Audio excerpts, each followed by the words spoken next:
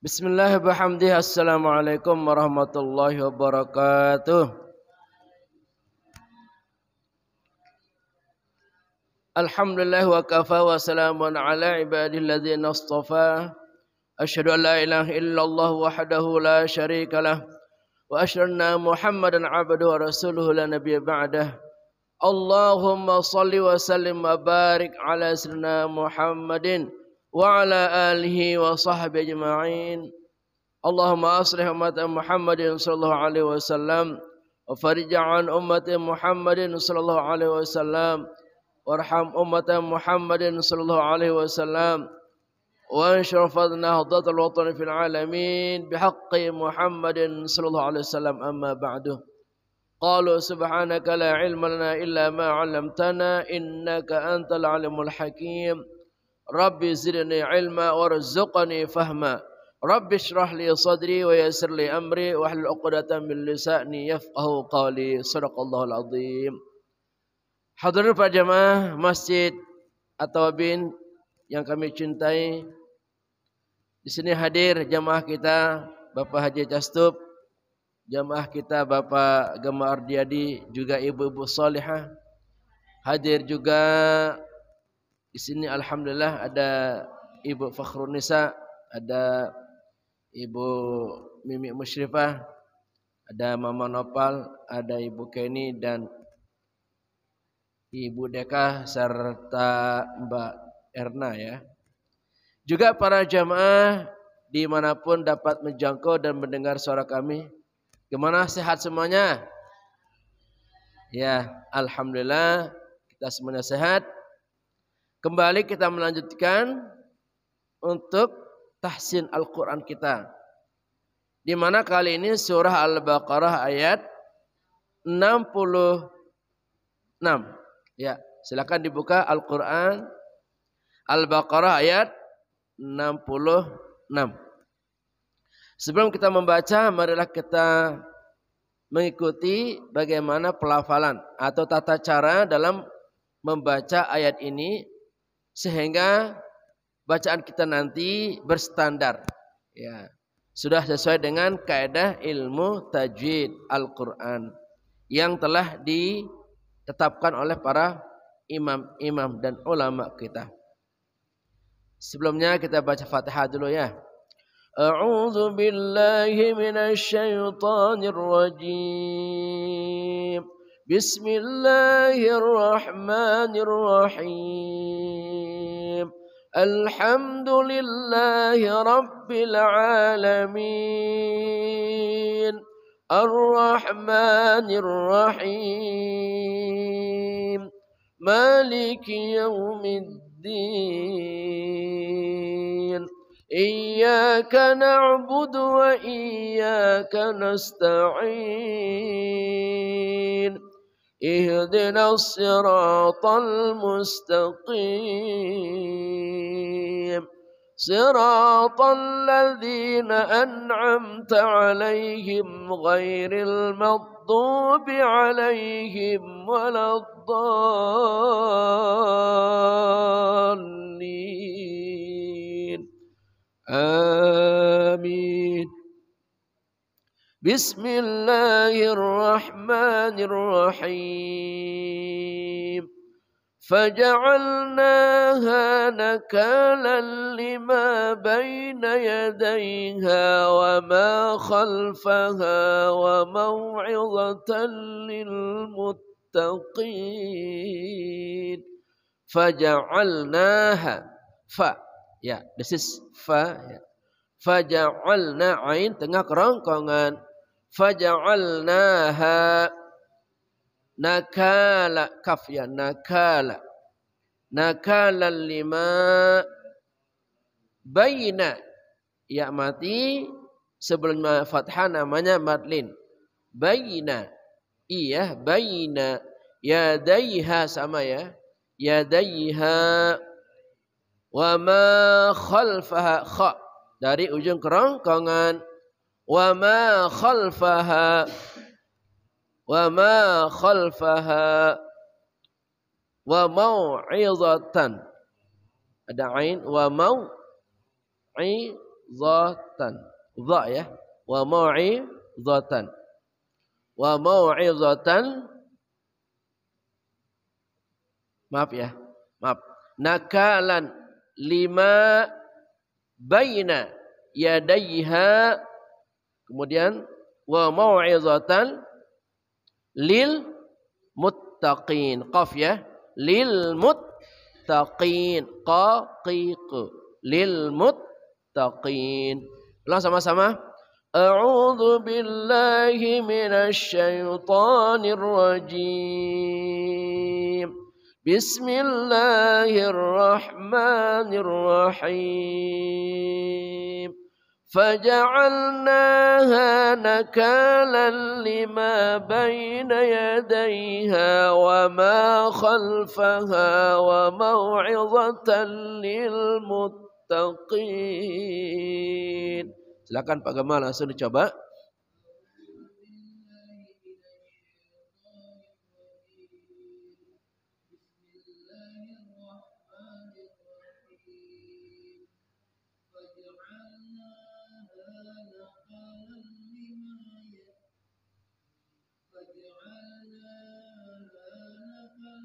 Nakalan, ada alif ya.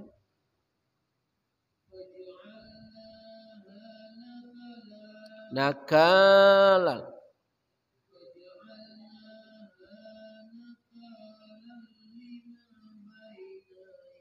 Baina yadaiha.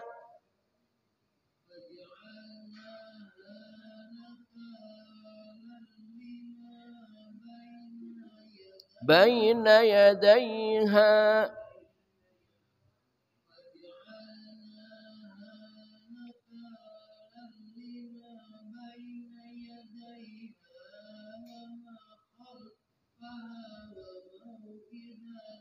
عين وموعظة للمتقين. عين عظة ya. وموعظة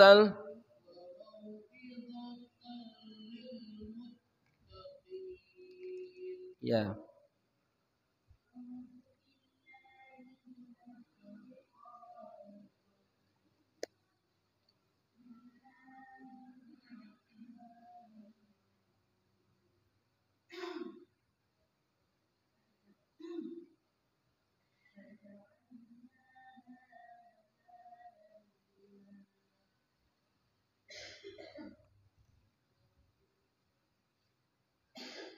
Silakan Ibu dicoba lanjutkan ya.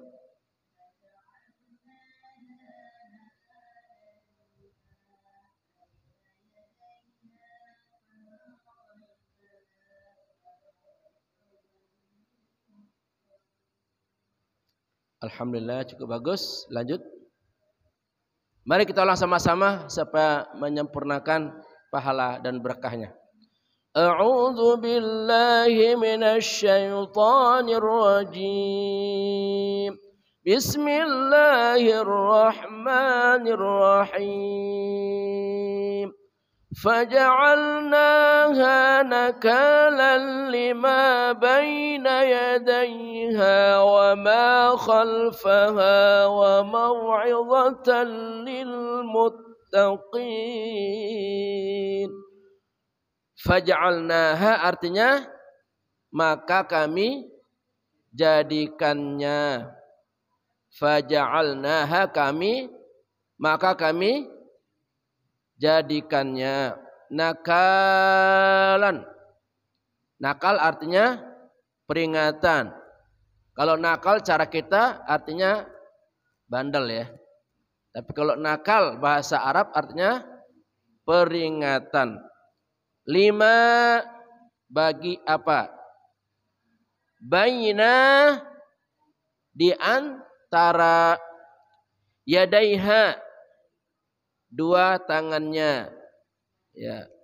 Wama dan apa?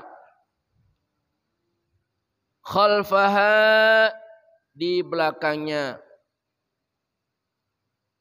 Wa mau'izatan dan pelajaran. lil muttaqin, bagi orang-orang yang bertakwa. Ini arti perkata. Arti per ayat, maka kami jadikan yang demikian itu peringatan bagi orang-orang di masa itu dan bagi mereka yang datang kemudian, serta menjadi pelajaran bagi orang-orang yang bertakwa. Surat Al-Baqarah ayat 66. Sedikit kita akan melanjutkan makna atau kandungan dari ayat ini setelah kita minggu lalu memperhatikan bagaimana akibat fatal ya bagi kaum Bani Israel yang sukanya menentang perintah Allah, menentang perintah Rasulnya. Siapa Rasul mereka? Nabi Musa. Di antara perintah wajib pada waktu itu adalah menjadikan hari Sabtu sebagai hari untuk beribadah. Tetapi di antara mereka banyak yang ingkar, lalu mereka ngapain? Nangkap ikan, jaring ikan. Nah, mereka yang menangkap ikan itu semua mendapatkan kutukan, azab. Berupa apa? Mereka dirubah oleh Allah menjadi kera atau monyet selama 3 hari. Nah, menurut ayat ini tujuan atau maksud dari adanya kutukan itu, murka itu adalah sebagai pelajaran atau nasihat pada saat itu, pada zaman itu. Mereka yang tidak melanggar aturan Allah, mereka selamat, tetap utuh menjadi manusia biasa dan hidup bersama Nabi Musa untuk melanjutkan kehidupannya, mengajarkan pengajaran, mendengarkan pengajaran dari Nabi Musa alaihis salam. Tapi bagi mereka yang menentang, membangkang, mereka mendapatkan hukuman yang sangat berat, yaitu mereka dirubah oleh Allah menjadi kera atau monyet. Ya.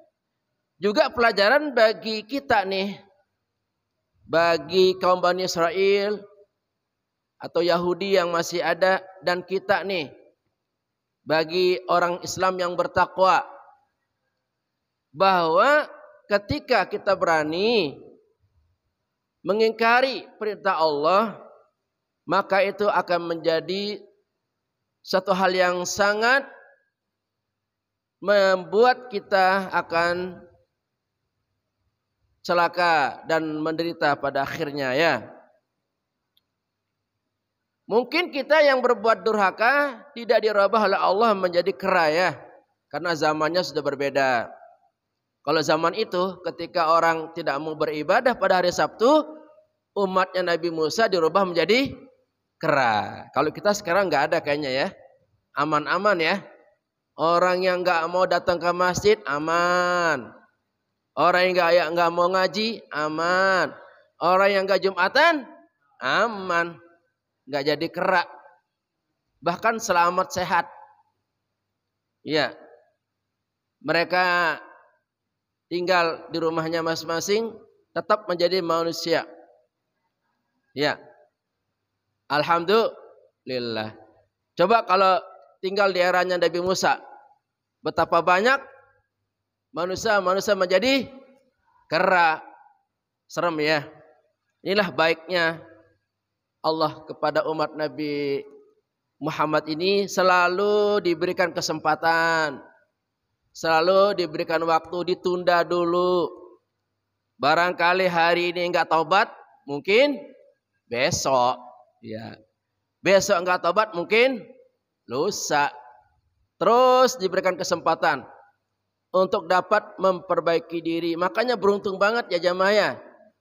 Kalau ada sehari sebelum meninggal dunia orang ini bertaubat. Kalau ada kayak gitu, Mantap banget ya. Luar biasa itu anugerah. Setiap hari kerjanya apa? Judi, mabuk, ya, melakukan perbuatan dosa besar. Sehari sebelum meninggal dunia, ternyata dia taubat. Kemudian besoknya meninggal dunia. Ini luar biasa. Wah, hebat ini ya. Bertahun-tahun berbuat dosa besar, endingnya dia husnul khatimah. Ini rahmat ya. Kalau ada kayak gini, bagus banget. Tapi jarang-jarang jamaah, jarang-jarang terjadi. Orang kalau udah berbuat dosa besar, dia akan meninggal dalam keadaan berbuat dosa besar. Orang yang mabuk, maka nggak jauh-jauh dia akan meninggal dalam keadaan mabuk. Orang selingkuh, maka nggak jauh-jauh dia akan meninggal dalam keadaan selingkuh. Na'udzubillah. Orang yang suka marah-marah, yang nggak jauh-jauh akan meninggal ketika marah. Ya. Apa kata Nabi? Matan nas bima ya'ish. Manusia mati tergantung hobinya, tergantung kebiasaannya. Nah, orang yang berbuat dosa besar, umumnya kebiasaannya akan meninggal dalam keadaan berbuat dosa besar. Orang yang rajin ibadah seperti kita, mudah-mudahan jemaah, seperti kita, mudah-mudahan kita meninggal dalam keadaan beribadah.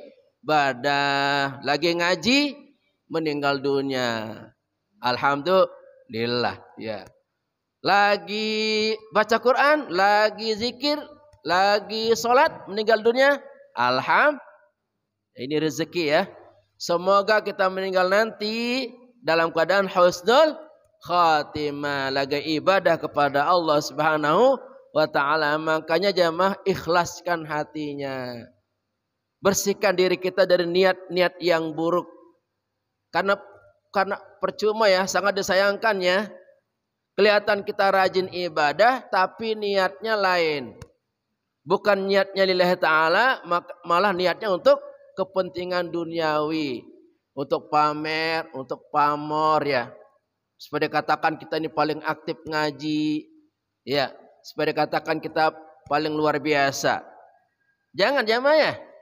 Kalau niatnya berbeda, maka pahalanya sia-sia. Makanya kita dalam berbuat amal soleh ini, mantapkan niatnya lillahi ta'ala. Gak usah niat ada kepentingan-kepentingan apapun. Karena kepentingan-kepentingan itu akan muncul nanti. Akan terlihat nanti. Mungkin kita bisa menyimpan niat-niat gak baik. Niat-niat jahat. Niat-niat yang buruk. Mungkin kita bisa menyimpan jamaah ya. Tapi satu saat akan terbongkar. Akan terlihat. Makanya di dunia ini akan ketahuan mana yang tulus. Mana yang tidak tulus. Nanti akan ketahuan itu. Pada akhirnya orang yang tulus, yang hak kelihatan. Orang yang pura-pura juga kelihatan. Jadi waktu yang berbicara nanti. Maka jamaah sekalian, kalau kita ini ada niat nih, kepentingan kita mungkin ingin dipuji, ya, ingin kita dikatakan paling soleh, ya, ingin kita dikatakan paling luar biasa, singkirkan itu. Sebelum Allah membongkar niat kita. Karena akan ketahuan itu niat-niat itu. Dan itu yang membuat tidak nyaman. Ya, membuat suasana menjadi tidak nyaman. Ketika niat kita berbeda, kemudian orang tahu, maka ini yang membuat menjadi tidak nyaman. Terjadi gangguan dalam hubungan-hubungan kita. Yang tadinya hubungannya baik, menyatu, bersatu. Karena ketahuan niatnya bukan lillahi ta'ala, niatnya karena yang lain-lain. Na'udzubillah. Maka itu membuat hubungan kita terganggu. Jangan jamaah ya. Mari kita bersihkan niat kita. Kita ikhlaskan niat kita semuanya untuk mencari ridha Allah Subhanahu wa ta'ala. Jangan sampai niat kita salah. Dan ini menjadi pelajaran bagi kita. Mungkin saat ini kita, bagi yang melanggar aturan agama, bagi yang berbuat dosa besar, mungkin tidak dirubah oleh Allah jadi kera. Betul? Aman sebagai dia manusia seutuhnya. Tapi wataknya loh, sifatnya. bisa jadi seperti kera. Apa wataknya kera? Ya, apa wataknya kera? Ya serakah ya, nggak mau berbagi ya, kemudian mau menang sendiri, itu watak-watak kera itu, yang seenaknya ya, tidak mau berbagi kepada sesama. Nauzubillah jamaah ya. Jangan sampai watak kera itu, watak monyet itu ada pada kita gara-gara kita tidak taat patuh dalam melaksanakan ibadah kepada Allah Subhanahu wa taala. Ini pelajaran bagi orang yang bertakwa. Orang bertakwa orang yang hari-harinya itu kontak kepada Allah. Semuanya karena Allah. Dijaga tutur katanya, dijaga akhlaknya, dijaga hubungan-hubungannya. Itu namanya orang yang bertakwa. Takwa artinya menjaga diri, berhati-hati, tidak berbuat hal-hal yang dapat merusak amalnya. Makanya orang bertakwa itu hati-hati. Jangankan lisannya jamanya, niatnya dijaga. Sebelum dia berbuat, koreksi dulu, ini niat saya apa ini? Kalau niatnya salah, istighfar dulu, jangan dulu. Nah begitu udah mantap niatnya karena Allah Ta'ala, baru dia melangkah. Di pikirannya pun dipikirkan dulu. Ini pikiran saya ini kira-kira bermanfaatnya. Pikiran saya ini membuat orang marah enggak? Jadi orang bertakwa itu berpikir dulu. Kalau sudah pikiran saya ini baik untuk saya, baik untuk orang, maka pikiran ini akan saya lontarkan, akan saya sebarluaskan. Itulah orang yang bertakwa, sampai hatinya, niatnya, pikirannya pun dijaga. Juga akhlaknya dijaga, lisannya dijaga. Jangan sampai lisannya kerjanya apa? Menghina, memfitnah, membuat orang sakit hati. Itu pribadi orang yang bertakwa. Juga sikap hidupnya selalu menjaga diri, membuat orang nyaman. Itu orang bertakwa. Sebaliknya orang yang munafik, naudzubillah ya, orang munafik pura-pura beriman, seenaknya itu ya, tidak bisa menjaga ketakwaannya. Niatnya sudah salah. Saya niatnya ini bukan karena Allah, tapi ingin menunjukkan saya adalah orang yang paling hebat di sini. Pikirannya pun gak dijaga. Pikirannya ingin menjadi orang yang top, ya. Orang yang paling berjasa, ya, orang yang paling luar biasa. Jadi orang yang gak bertakwa itu lost, gak ada remnya. Ngomongnya aja seenaknya. Ya, pokoknya dia ngomong gak peduli orang menderita, orang sakit hati gak peduli. Bahkan ketika orang itu menderita sakit hati dengan ucapannya dia senang. Senang. Orang munafik itu begitu. Naudzubillah. Jangan sampai kita memiliki pribadi orang munafik. Gara-gara apa? Gara-gara tidak ada ketakwaan dalam diri kita. Insya Allah orang yang bertakwa itu akan bisa menjaga dirinya.